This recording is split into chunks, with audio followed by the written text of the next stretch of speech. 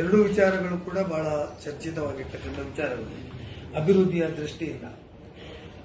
Mangaluru airport ವಿಸ್ತರಣೆಗೆ ಸುಮಾರು 32.97 ಎಕರೆ ಜಾಗ ಅಗತ್ಯ ಇದೆ ಅಂತೇಳಿ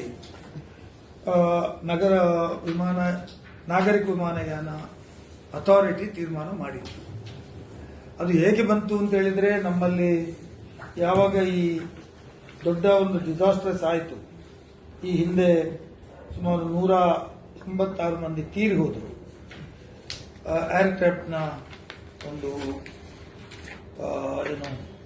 ಲ್ಯಾಂಡಿಂಗ್ ಅಲ್ಲಿ ಪ್ರಾಬ್ಲಮ್ ಆಗಿ 22/5/2010 ಒಂದು ಆಕ್ಸಿಡೆಂಟ್ ಆದ ಕಾರಣಕ್ಕಾಗಿ ಅದರ ನಂತರ ಒಂದು ಫ್ಯಾಕ್ಟ್ ಫೈಂಡಿಂಗ್ ಕಮಿಟಿ ಒಂದು ಕಾನ್ಸ್ಟಿಟ್ಯೂಟ್ ಆಯಿತು.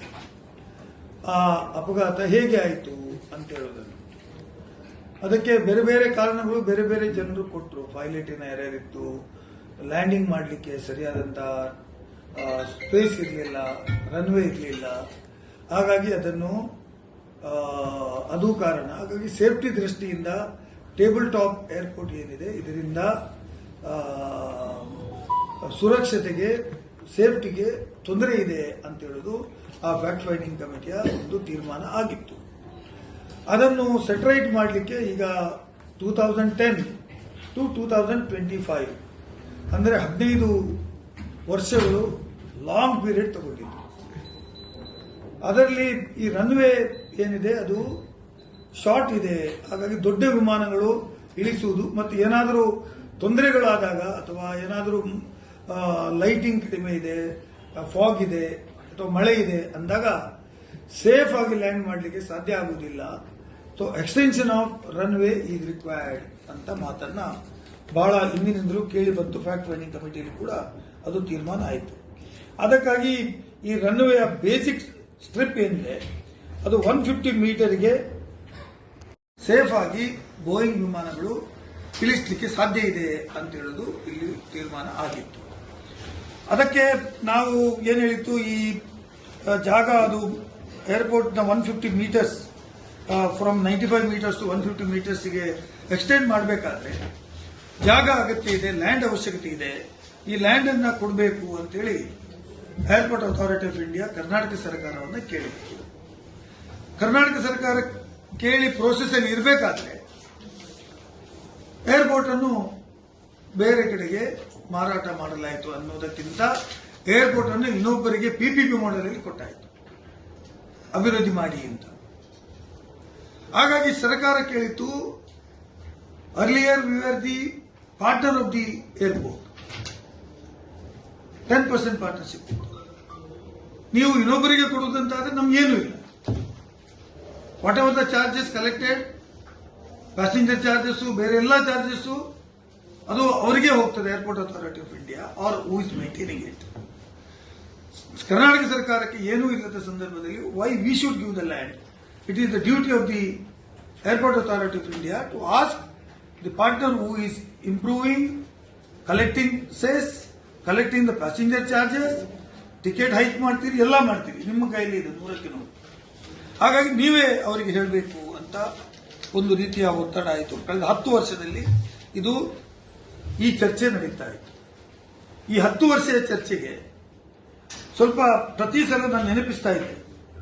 ಮೊನ್ನೆ ತಮಗೆಲ್ಲ ಗೊತ್ತಿದ್ದಾಗೆ ತಮ್ಮ ಕೈಯಲ್ಲಿ ನಾನು ಕೊಟ್ಟಿದ್ದೇನೆ. ವಿಧಾನ ಪರಿಷತ್ನಲ್ಲಿ ನಾನು ಚುಕ್ಕೆ ಗುರುತಿಲ್ಲದ ಪ್ರಶ್ನೆ ಆಯಿತು, 168ನೇ ಪ್ರಶ್ನೆ. ತಮಗೆ ಗೊತ್ತಿದೆ, ಈ ಪುಸ್ತಕವನ್ನು ತಮ್ಮಲ್ಲಿ ನಾನು ಕೊಟ್ಟಿದ್ದೇನೆ. ಇದರಲ್ಲಿ ಇದೆ. ನಾನು ಪ್ರಶ್ನೆ ಕೇಳಿದೆ. ಆ ಪ್ರಶ್ನೆಗೆ ಸರ್ಕಾರ ಏನು ಉತ್ತರ ಕೊಟ್ಟಿತ್ತು ಅಂತ ಹೇಳಿದ್ರೆ, ಇದನ್ನು ಮಾಡತಕ್ಕಂತಹ ಜವಾಬ್ದಾರಿ ಕೇಂದ್ರ ಸರ್ಕಾರಕ್ಕಿದೆ, ಅಂದ್ರೆ ಏರ್ಪೋರ್ಟ್ ಅಥಾರಿಟಿ ಆಫ್ ಇಂಡಿಯಾ ಇದೆ. ಅವರು ಅದನ್ನ ಇನ್ನೊಬ್ಬರಿಗೆ ಈಗಾಗಲೇ ಇಂಪ್ರೂವ್ಮೆಂಟ್ಗೆ ಮತ್ತು ಇದಕ್ಕೆ ಕೊಟ್ಟಿದ್ದಾರೆ. ಹಾಗಾಗಿ ಇದು ನಾವು ಸೆಂಟ್ರಲ್ ಗವರ್ಮೆಂಟ್ಗೆ ಬರೆದಿದ್ದೇವೆ ಅಂತ ಮಾತನ್ನ ಹೇಳಿದ್ರು. ನಾನು ವಿಧಾನ ಪರಿಷತ್ ಸಭೆ ನಡೆಸಬೇಕಾದ್ರೆ ನಾವು ಚೀಫ್ ಸೆಕ್ರೆಟರಿಯನ್ನ ಭೇಟಿ ಮಾಡಿದ್ದು, ಶಾಲಿನಿ ಗೋಯಲ್ ಅವರು. ಅವರನ್ನ ಭೇಟಿ ಮಾಡಿ, ನೀವು ಇದರ ಬಗ್ಗೆ ಮೂಲಭೂತ ಸೌಕರ್ಯ ಸಚಿವರೊಂದಿಗೆ ಮಾತಾಡಿ ಸೆಂಟ್ರಲ್ ಗವರ್ಮೆಂಟ್ಗೆ ಒಂದು ತಾಕತ್ತು ಮಾಡಬೇಕು, ಅಥವಾ ಯಾರು ಅದಾನಿ ಅವರು ಈಗ ನಡೆಸ್ತಾ ಇದ್ದಾರೆ ಅವರಿಗೆ ತಾಕತ್ತು ಮಾಡಬೇಕು. ಅವಶ್ಯವಿರುವ ಜಮೀನನ್ನು ಭೂಸ್ವಾಧೀನ ವೆಚ್ಚ ಕಾಮಗಾರಿಯನ್ನು ಎಎಐ ಏರ್ಪೋರ್ಟ್ ಅಥಾರಿಟಿ ಆಫ್ ಇಂಡಿಯಾಕ್ಕೆ ನೀವು ಕೊಡಬೇಕು ಅಂತ ಹೇಳಬೇಕು. ಯಾಕಂದ್ರೆ we are nothing in the airport. All collection revenue goes to you and your partner ಅಂತ ಹೇಳಿ.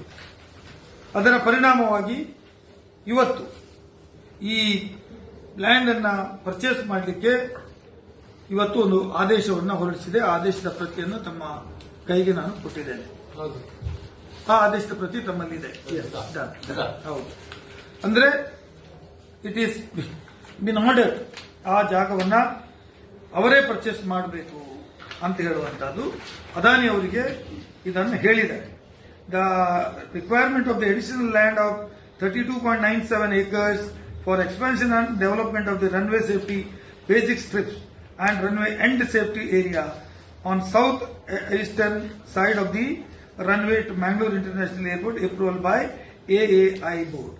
ಅದನ್ನು ನೀವೇ ಕೊಡಬೇಕು ಅಂತ ಹೇಳುವಂತಹದನ್ನ ಮತ್ತು after the acquisition of the said land it is subsequently to be leased to the Mangalore International Airport Limited on the same terms and conditions on which such land has been acquired in accordance with the clause number 2.2 schedule of the concession agreement with the provision of the aeronautical ಅಂತ ಅವರಿಗೆ ಹೇಳಿಬಿಟ್ಟಿದ್ದಾರೆ.